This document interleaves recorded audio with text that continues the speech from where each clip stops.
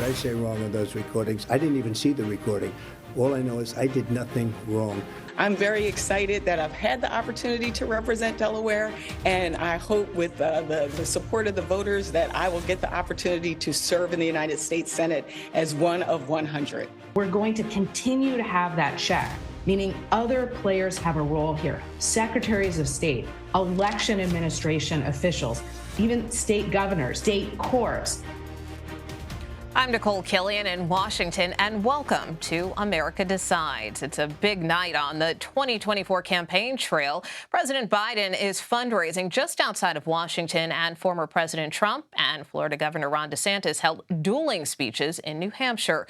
The former president spoke to voters the day after audio was obtained by CNN and CBS News, in which he discussed a, quote, highly confidential document in a meeting at his Bedminster Golf Club in July 2021. The recording was cited by special counsel Jack Smith in the indictment of Trump in the classified documents investigation. In his speech to voters today, Trump didn't address the recording, but he did comment on it to Fox News. What did I say wrong on those recordings? I didn't even see the recording. All I know is I did nothing wrong. For more on this, Ed O'Keefe and Aaron Navarro join us now. Ed is a CBS News senior White House and political correspondent. Aaron is a CBS News political reporter. And Aaron, I want to start with you. I know the former president seemed to play down these recordings, but let's take a listen to what he actually said on tape back in 2021 when he appeared to be discussing these sensitive documents related to Iran. Let's see here. Yeah. I just found, isn't that amazing? This totally wins my case, you know. Mm-hmm. Except it is like highly confidential, secret. This is secret information. Look at this. Of course, before his comments today, he had previously said that he was discussing newspaper and magazine stories. Does this recording contradict that? And could this be damaging for him politically? Well, politically in the short term, it seems to help him. We've seen in poll after things like these reports drop, he gets a spike. You know, his base gets really animated. But long term, what I'm watching for is there voter fatigue? I've seen this in bits and pieces on the trail. People saying not so much the merits of these cases, but that they think the legal problems Trump has will make him less electable in the general election. Does that voter fatigue continue to grow as more of these cases, including Georgia, which could see some action in the summer, as those kind of pile on for former President Trump? I know on the flip side, too, being on Capitol Hill, we also are watching for potential lawmaker fatigue. As you know, there's kind of been a clear divide, especially among Republicans, those who back the former president and those who have been more vocal against him. But I want to play some sound from House Speaker Kevin McCarthy, who was asked about the former president's viability in this 2024 race. Let's watch. The question is he the strongest to win the election? I don't know that answer, but can anybody beat Biden? Yeah, anybody can beat Biden. Can Biden beat other people? Yes, Biden can beat him. Now, McCarthy, up until now, has been a pretty loyal defender of the former president. Is this a sign that he may be on the fence? Does he have a point here? Well, when you ask Trump's biggest challenger, former Florida Governor Ron DeSantis, and you point out the gap between him and Trump in the polls, he points to these swing state polls where he may either tie with President Biden or beat President Biden while Trump is losing. And that is kind of the general election argument that McCarthy is alluding to, and many Republicans in general are kind of worried about when it comes to Trump. And is DeSantis, the clear option? It seems that answer is wavering a bit, but that seems to be the question for the rest of the field.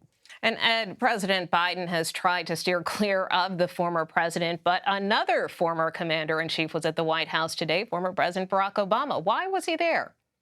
Nicole, we asked, and they said this is just part of a regular get-together by the two guys who have seen each other a few times this year, but they hadn't had a formal lunch like this in quite a while. Remember, former President Obama still lives here in Washington, keeps in touch with the current president, his former running mate and vice president, but also has been known in recent weeks to have spent time with other Democrats further down the ballot, maybe members of the House and the Senate especially, talking about the future of the party, the future of democracy, and politics in general. So it's likely that the former president conveyed some of those observations and things he's learned to the current president, who is gearing up for a heftier campaign and fundraising schedule in the weeks to come, beginning with a big speech he gives tomorrow in Chicago on the economy. One of the big issues that the White House concedes is a bit of a weakness for the president, at least in recent polling. And Aaron, turning back to you, former President Trump also was campaigning in New Hampshire today, where he addressed a prominent women's group. You also had Florida Governor Ron DeSantis, who happened to be there and was holding a competing event. So let's take a listen to what both of them said on the trail. Now we are approaching the most important battle of our lives. I believe this is the most important election we've ever had, maybe by far. I used to say that in 2016 and meant it. This is more important right now because our country is going to hell. I think the idea of draining the swamp, in some respects, I think it misses it a little bit. Because we didn't drain it. It's worse today than it's ever been, by far. And that's a sad testament to the state affairs of our country. But even if you're successful at draining it, the next guy can just refill it. So I want to break the swamp. That's really what we need to do. So it seems like the Florida governor trying to take a little bit of a dig at the former president. But in terms of their joint appearances, I mean, was this all just a coincidence here? Well, I would point out Nikki Haley as an event to Vivek Ramaswamy. It's just that season now for New Hampshire. But it is notable. I mean, this women's group in New Hampshire put out a statement when DeSantis announced his town hall today, kind of condemning him for holding it as the same day as their big event.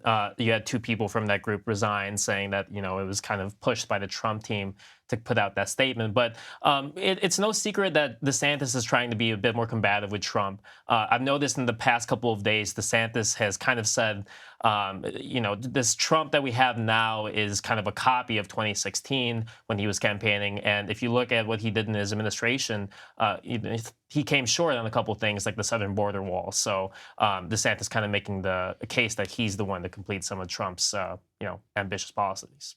And turning back to you, as you were mentioning, the president will be in Chicago tomorrow to talk about the economy and what the White House is dubbing Bidenomics. I mean, explain what that is and what the president's trying to accomplish here. I mean, is he trying to take a page out of Ronald Reagan's playbook? Well, maybe in terms of a moniker, but not in terms of economic theory. Remember, the White House and then candidate Biden has, now President Biden has talked about building the economy from the middle class up, not from the bottom down, which was the hallmark of Reaganomics, or at least the way it's been described in the years since. The idea, though, is to get the Democratic Party to rally around the economic work that the White House has done, much like Republicans rallied around Ronald Reagan economic theory for so long over the course of the last several decades. This is a speech in Chicago. They will tack on some fundraising to it, but the main goal of the speech is to start boosting the president's numbers when the question is asked, how do you think he's handling the economy? Because while his overall approval rating sits in the 40s, which is not great, but this White House at least would say it's fine for now because it's the odd-numbered year, not the even-numbered year when we're going to be on the ballot. On issues like the economy, he's mired in the 30s, which is just too low, and it suggests a soft support even among Democrats and independent voters, especially that they're going to need, obviously, to turn out next year in the general election. So the hope is to sort of begin to once again, and they've done this a few times this year with clearly not much success, remind people about the infrastructure bill, the Inflation Reduction Act, all the work on semiconductor manufacturing across the country, and say these things are being done now, or you're going to start seeing more of it in your communities across the country. You're going to see people getting employed because of the work that's going on around this. That's all because of what we've done. We're boosting the economy in the process.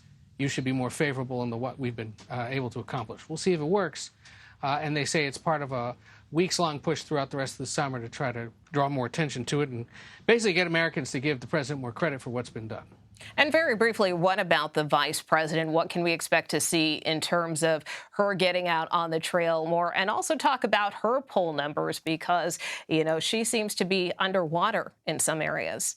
That's one way of putting it, Nicole. Yes, she hit the lowest approval rating of a vice president, at least in this century, in an NBC News survey this week. Look, vice presidents, as you know, not always, the most essential part of the ticket. But it's clear that she's become a drag on the president's overall numbers and on Democratic Party enthusiasm going into next year. So we know she is, and she has done in the last few weeks and will continue to do, a lot of fundraising for the campaign, which is a big part of what gets done in the odd-numbered year. Continues to focus, as she did over the weekend, on issues like women's and abortion rights, likely will be deployed if there are contrary decisions to the administration's view on affirmative action or the student loan forgiveness program later this week, and is somebody that they're going to continue to deploy in strategic ways to sort of shore up the base, meet with the constituencies within the party that are going to be most needed. She was in New York yesterday for a fundraiser, but also stopped at the Stonewall Inn there in Greenwich Village to celebrate gay rights. Those kinds of events to hopefully and ultimately boost her numbers. All right, Ed O'Keefe and Aaron Navarro, we thank you so much. The Democratic-controlled Senate Homeland Security Committee is accusing federal agencies of downplaying warnings about violence on January 6th. A new report from the majority's members found that both the FBI and Department of Homeland Security failed to heed warnings of the attack online. In the findings, they noted tips officials received about now convicted members of the far-right groups, the Proud Boys and the Oath Keepers. The report also claimed that the agencies engaged in finger-pointing after the fact, blaming the event on Capitol Police and other intelligence officials. Congresswoman Lisa Blunt Rochester became the first black woman to represent the state of Delaware in 2016. Now she's hoping to make history in the U.S. Senate. She'll join us next. You're streaming America Decides.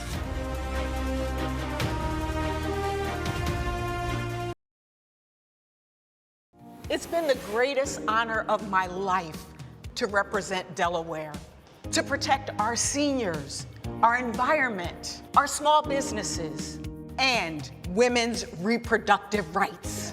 I'm running to represent Delaware in the United States Senate.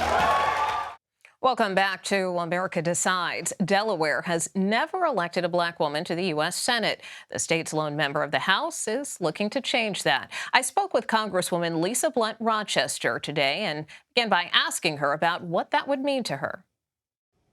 Well, first of all, I have to say, a lot of students, you probably know my story that even when I decided to run for Congress, I had never run for anything in my life.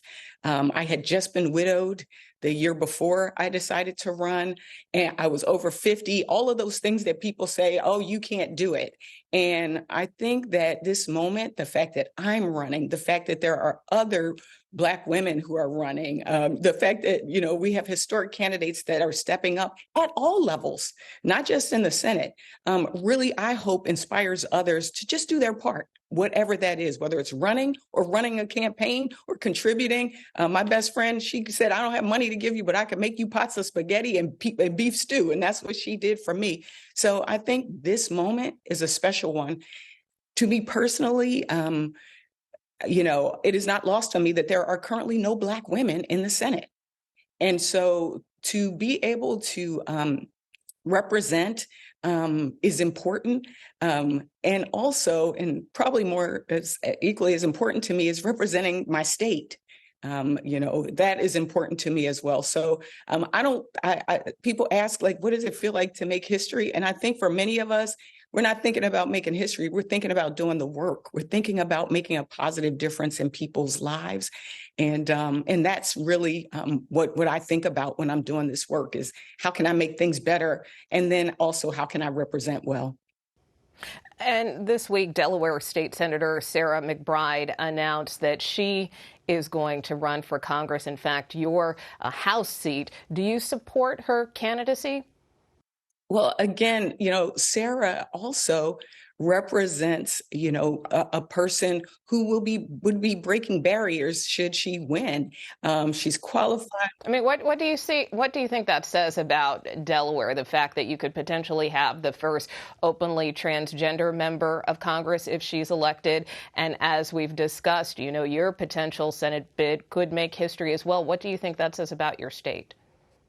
Well, it's funny, when people asked me the first time I ran and won and became the first woman and the first person of color to represent Delaware, I was like, I was only one vote.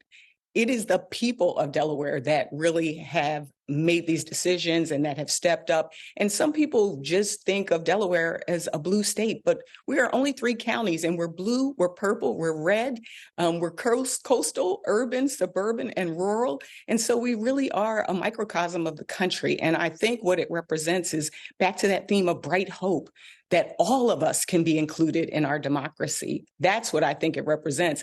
You know, and right now, Sarah is the first one to come out of the gate for this position, but there are some other great folks, that candidates potentially that might step up as well, who have, said that they're interested. And so, again, I just think it's representative. So just to be clear, you're not making an endorsement just yet.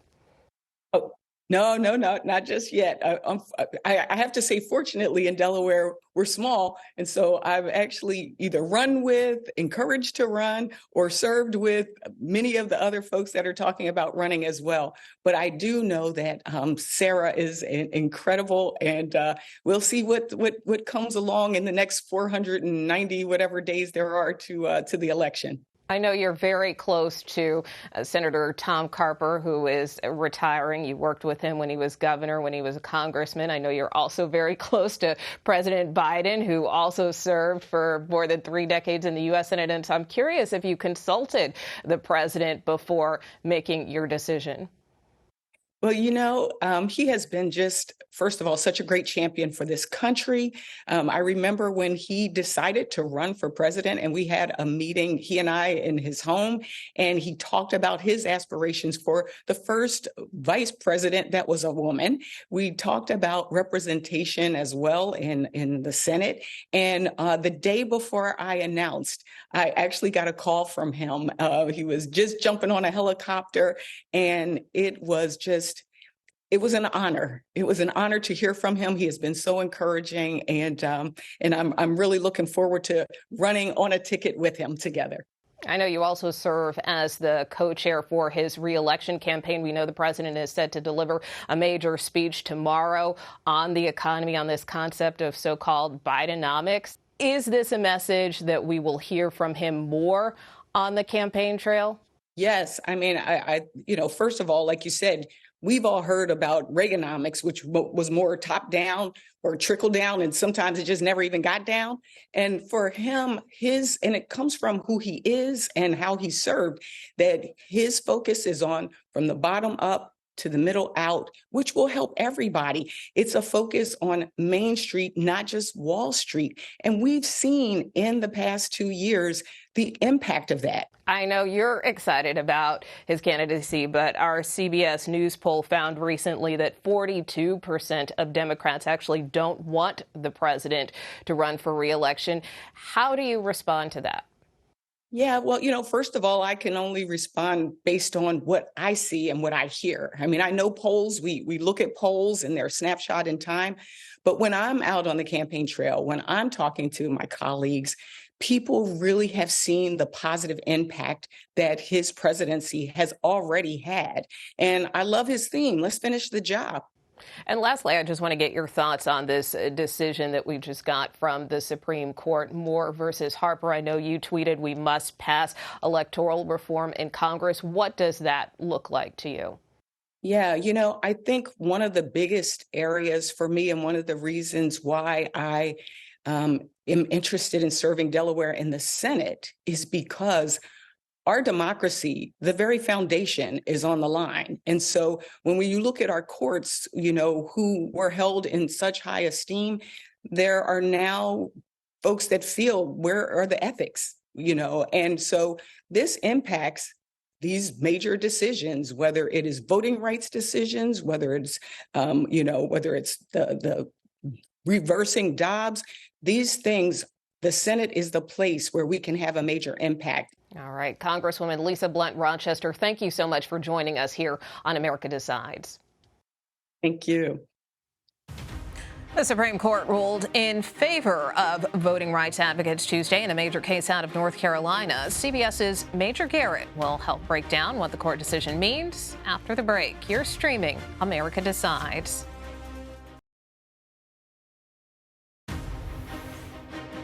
Welcome back to America Decides. The Supreme Court ruled today in a case involving the power of state legislatures. By a vote of 6-3, the High Court rejected a ruling that would have given legislatures more autonomy over federal elections and in drawing partisan congressional maps. It's one of a handful of significant cases the court is ruling on this week. For more, CBS News Chief Washington correspondent Major Garrett joins us now. And Major, this is a pretty complicated ruling that deals with independent state legislature theory. Right. So break down what that is and what this decision means. All right, let's imagine this. A state legislature says it's not bound by the ruling of the state's constitution, not the federal constitution, the state constitution, or the body in charge of enforcing that state's constitution, that state's Supreme Court. That is essentially what petitioners asked the Supreme Court to say. State legislatures are so powerful, and their powers can be exercised in all manner of election controversies, that no one in the state, not a governor, not a secretary of state, not a local election official, not the state Supreme Court, can have any role in determining whether they're acting or ruling in a way that's consistent with either that state constitution or the federal constitution.